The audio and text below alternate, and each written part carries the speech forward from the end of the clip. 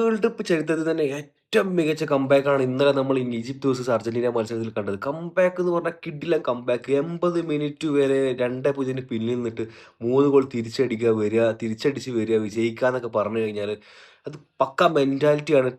Team സ്പിരിറ്റാണ്. Messi എന്ന ക്യാപ്റ്റന്റെ ലീഡർഷിപ്പാണ്. ഈ കാര്യത്തിൽ വേറെ ഒന്നും പറയാനില്ല. കാരണം റഫറിയുടെ കാര്യങ്ങളൊക്കെ കുറച്ച് കോംപ്ലിക്കേഷൻസ് കാര്യങ്ങൾ ഉണ്ടായിരുന്നു. ഇന്നലെ റഫറിങ് 100% കറക്റ്റ് ആണെന്നൊന്നും ഞാൻ പറയുന്നില്ല. പക്ഷെ എന്നിരുന്നാലും അർജന്റീന നേടിയ 3 ഗോളും അത് അവർ കളിച്ച് നേടിയതാണ്. വേറെ എന്ത് കോൺട്രോവേഴ്സി ഉണ്ടായി കഴിഞ്ഞാലും ഫൗള്, അതേപോലെ വാർ എന്നൊക്കെ പറഞ്ഞു കഴിഞ്ഞാൽ അത് കറക്റ്റ് ഗോളാണ്.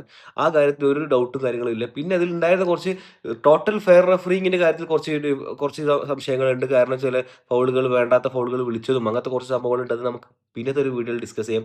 ഈ വീഡിയോ നമുക്ക് പറയാനുള്ളത് 3 ഗോളുകൾ 13 മിനിറ്റിനുള്ളിൽ.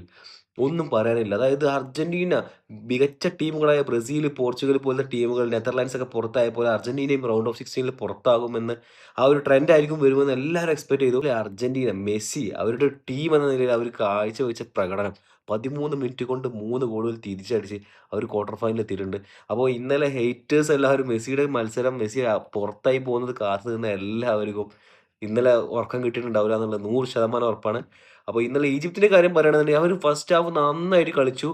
ലീഡ് എടുത്ത് തന്നെയാണ് പിരിഞ്ഞത്. സെക്കൻഡ് ഹാഫിൽ അവർ ലീഡ് എടുത്തു. 2 ഗോൾ അടിച്ചു. 1 ഗോൾ റൂൾ ഔട്ട് ചെയ്തു വാർ. പിന്നെ അതിന് ശേഷം അവസാനം ഒരു 20, 25 മിനിറ്റ് ഈജിപ്തിന് ആ ഫസ്റ്റ് ഗോൾ അർജന്റീന നേടിയതിന് ശേഷം ഫുൾ കോൺഫിഡൻസ് ആണ് നഷ്ടമായത്. പിന്നെ മെസ്സി ഒരു പെനാൽറ്റി മിസ് ചെയ്ത് ഇന്നലെ വീണ്ടും ഈ വേൾഡ് കപ്പിൽ രണ്ടാമത്തെ പെനാൽറ്റിയാണ് മെസ്സി മിസ് ചെയ്തത്. പക്ഷെ പെനാൽറ്റി ഗോൾ വേണ്ട ഈ പ്രാവശ്യം എന്ന് പറഞ്ഞ പോലെയാണ് മെസ്സി.